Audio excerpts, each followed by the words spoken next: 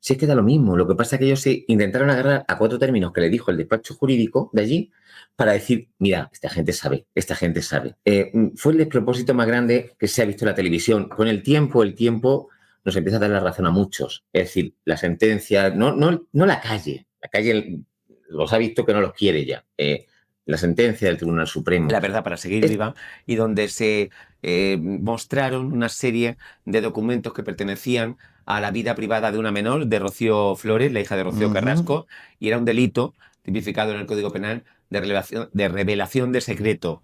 En este caso, esos nombres son porque fueron las que defendieron públicamente y mediáticamente ese documental y esa forma de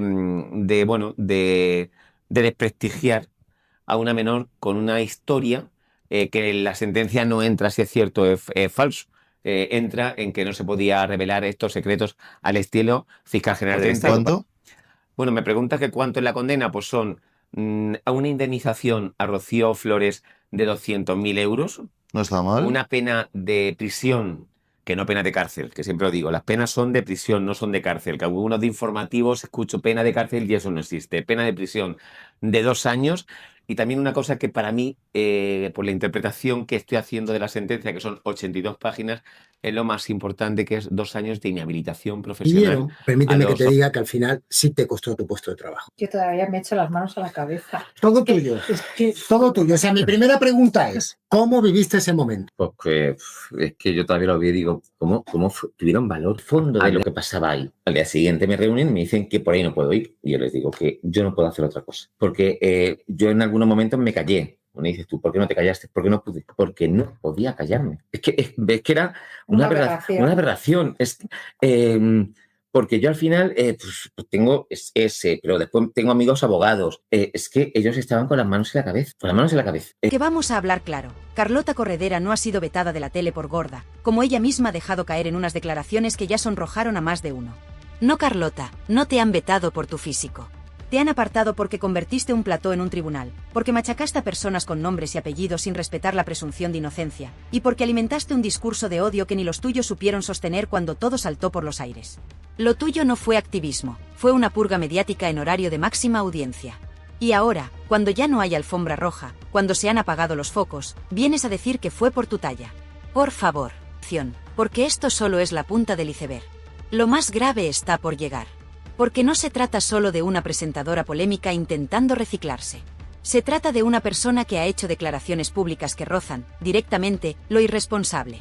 Y sí, hablamos de esa tristísima entrevista en la que llegó a justificar el consumo de cocaína en televisión con frases tan peligrosas como, el ritmo es tan alto que es caldo de cultivo perfecto para ser adicto. Pero ¿cómo puede decir eso alguien que ha trabajado en la televisión pública?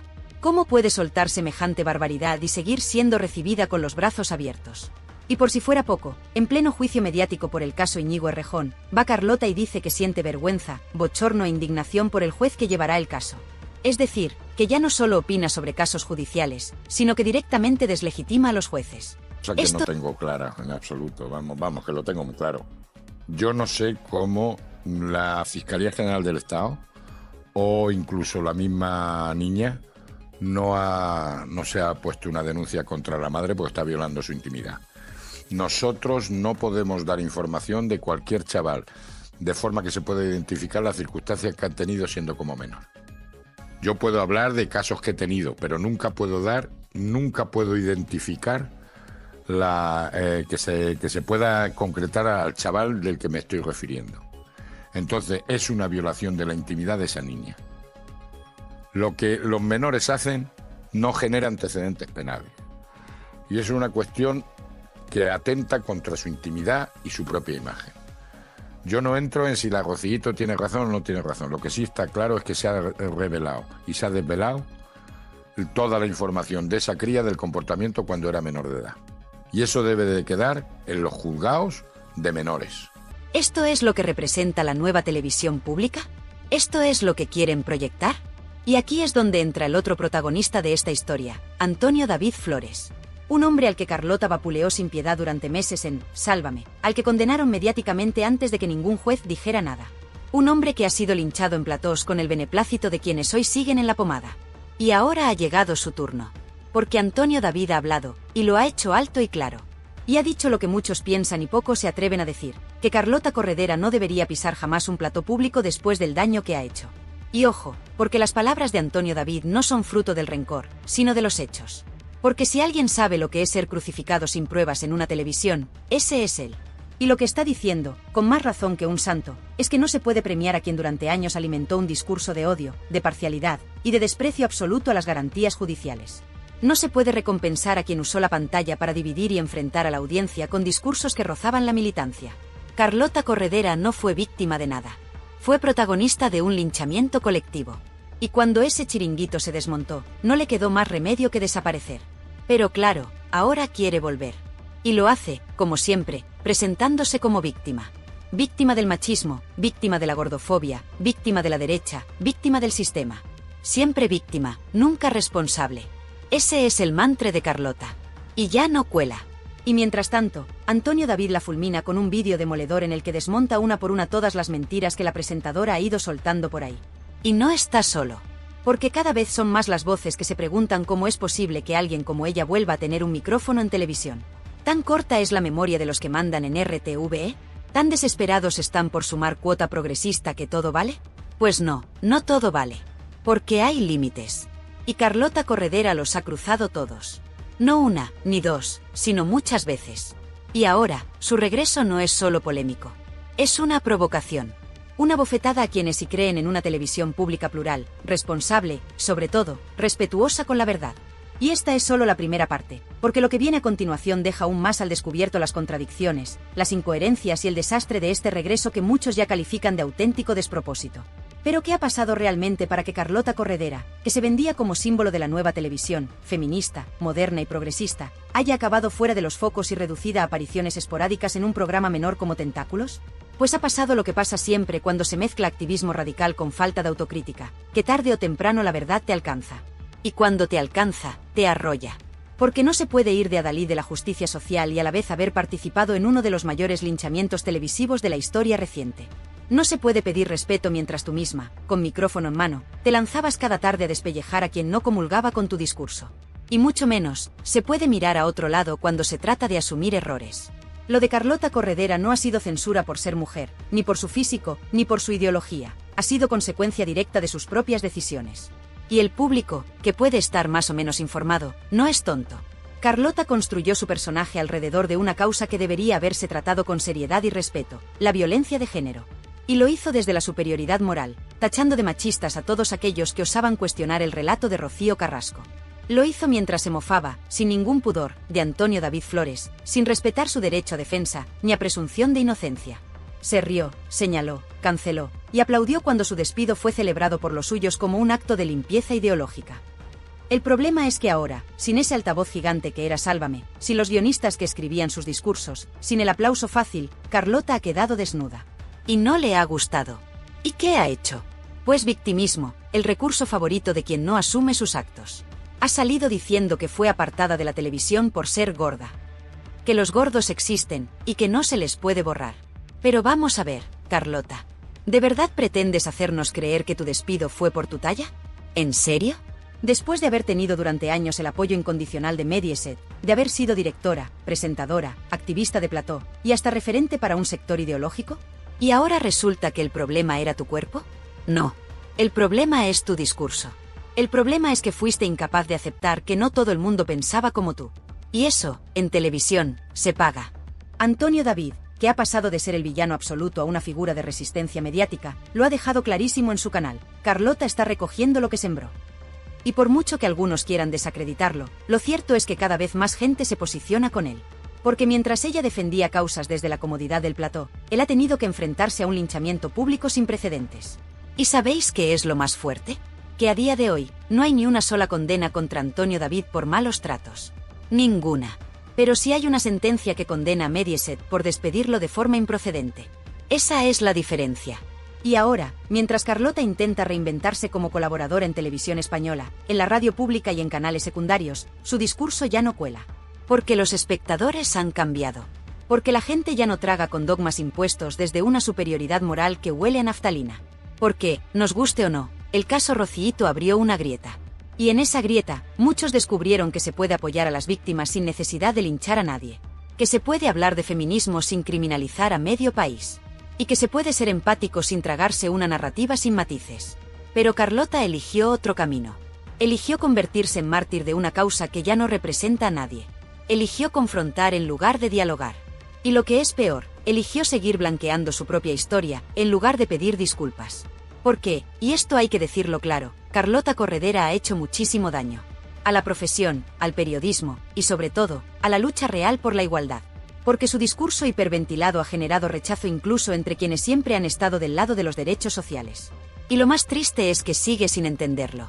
Sigue creyendo que todo es una conspiración. Que la han borrado por gorda, por feminista, por incómoda. Cuando en realidad, lo único que ha pasado es que la audiencia ha dicho basta. Que no quieren más lecciones desde un púlpito. Que no quieren más editoriales encubiertos en programas de entretenimiento. Que quieren verdad, humanidad, sobre todo, respeto. Y eso, Carlota, tú lo perdiste hace tiempo. Y mientras tanto, Antonio David continúa ganando terreno, ganando apoyo, ganando causas. Porque aunque a muchos les cueste aceptarlo, el relato ha cambiado. Y tú, Carlota, ya no tienes sitio en él. Lo que más molesta de todo este asunto es la desmemoria selectiva. Carlota Corredera, la misma que decía que nunca volvería a pisar un plató de Sálvame, que renegaba de sus años en Telecinco, ahora reaparece por todo lo alto para, atención, seguir luchando por la igualdad desde los medios públicos. Desde los medios públicos. Es decir, con dinero de todos. Con el dinero de esos mismos espectadores que se sintieron atacados, insultados y ninguneados durante meses por su dedo acusador. ¿Y qué ha hecho para ganarse ese privilegio? ¿Pedir perdón? ¿Reconocer errores? ¿Matizar su discurso? No. Lo ha radicalizado aún más. Porque ahora, además del victimismo, ha añadido el componente ideológico más extremo. Se ha alineado con los discursos de Irene Montero, ha hecho suya la retórica del Ministerio de Igualdad, y ha intentado convertir cada aparición pública en una clase magistral de moralismo barato. ¿El resultado? Cada vez que habla, la polémica está servida. Cada vez que aparece en televisión, se incendian las redes. Y cada vez que se le da un micrófono, lo convierte en un boomerang que le acaba explotando en la cara. Y ojo, que aquí nadie defiende que no se puedan expresar ideas, ni que las mujeres no tengan espacio en los medios. Faltaría más. Lo que se critica, y con razón, es que alguien que ha promovido un discurso de odio, que ha participado en linchamientos mediáticos, y que ha utilizado causas sociales como arma de combate, ahora se presente como víctima de un sistema que ella misma ayudó a crear. Porque si hoy hay crispación en la sociedad, si hoy hay división en los platós, es en gran parte por personajes como Carlota Corredera, que cambiaron el debate por la imposición. ¿Y qué decir de su relación con la televisión pública? Porque esto ya no es un asunto de Mediaset, ni de productoras privadas. No. Aquí hablamos de Radio Televisión Española, pagada con nuestros impuestos. ¿De verdad no hay nadie en ese ente que revise los antecedentes de quien contratan? ¿Nadie que mire las hemerotecas? ¿Nadie que recuerde cómo esta mujer contribuyó a destrozar la imagen de un hombre, Antonio David, que, nos guste más o menos, no ha sido condenado por maltrato? ¿De verdad es esta la voz que queremos amplificar con dinero público? Y por si fuera poco, tenemos que escucharla ahora justificando el consumo de sustancias en televisión. El ritmo es tan alto que es caldo de cultivo perfecto para ser adicto, dijo. En Televisión Española. ¿Pero esto qué es? ¿Una apología encubierta del consumo? ¿Una excusa para justificar lo injustificable? Porque claro, no se puede trabajar sin doparse, ¿no? Lo siguiente será que diga que insultar desde el plató era una reacción al estrés. Que sus linchamientos mediáticos eran fruto de la presión. No, Carlota. No cuela.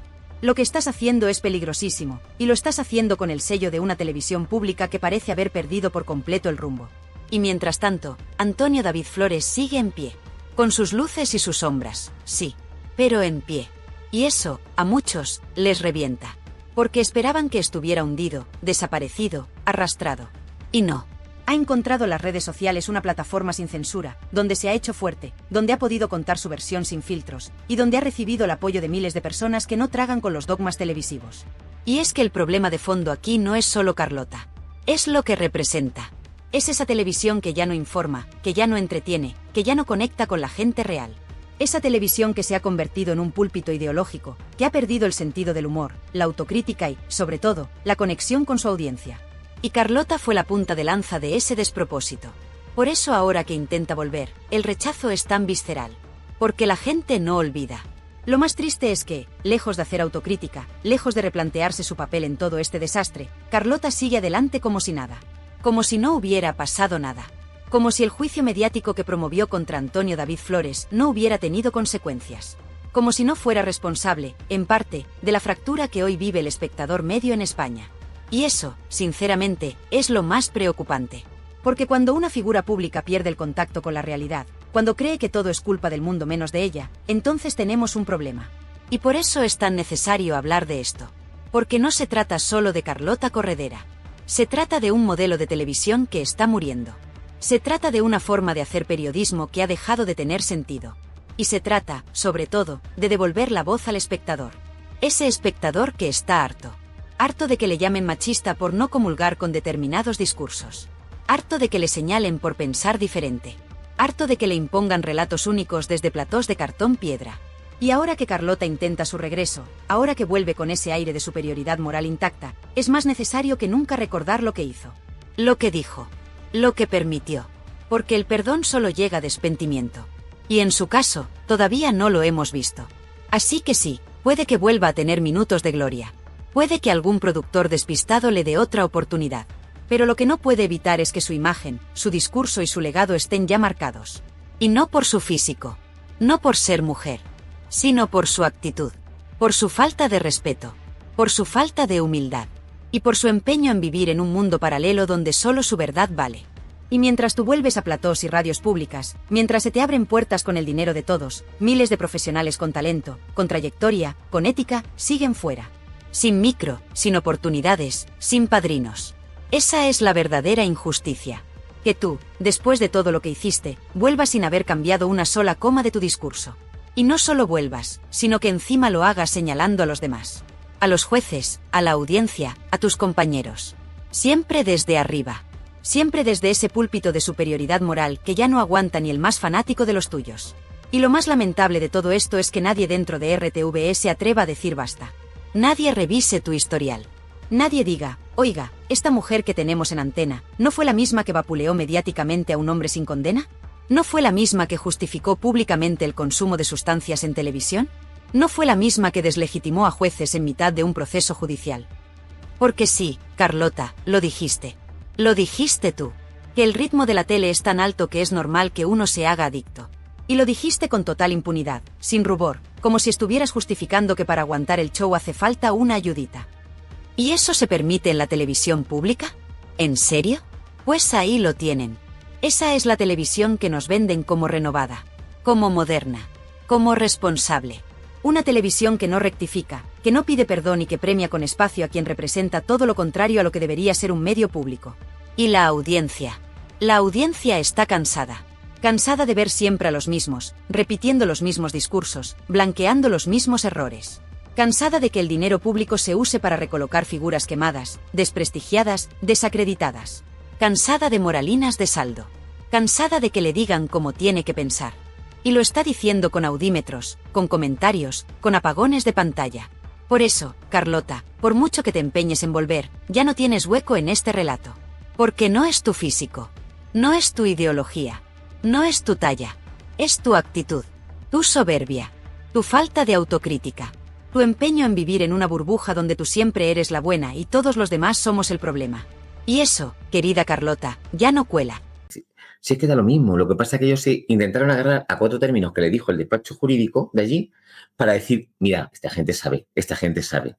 Fue el despropósito más grande que se ha visto en la televisión. Con el tiempo nos empieza a dar la razón a muchos. Es decir, la sentencia, no la calle los ha visto que no los quiere ya.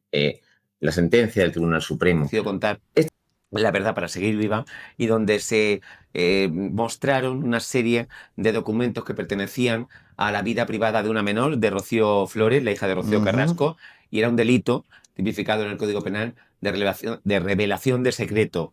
En este caso, esos nombres son porque fueron las que defendieron públicamente y mediáticamente ese documental y esa forma de desprestigiar a una menor con una historia que la sentencia no entra si es cierto o es falso. Entra en que no se podía revelar estos secretos al estilo fiscal general del Estado. ¿Cuánto? Bueno, me preguntas que cuánto es la condena, pues son a una indemnización a Rocío Flores de 200.000 euros, No está mal. una pena de prisión que no pena de cárcel, que siempre lo digo, las penas son de prisión, no son de cárcel, que algunos de informativos escucho pena de cárcel y eso no existe, pena de prisión de 2 años. Y también una cosa que para mí, por la interpretación que estoy haciendo de la sentencia, que son 82 páginas, es lo más importante, que es 2 años de inhabilitación profesional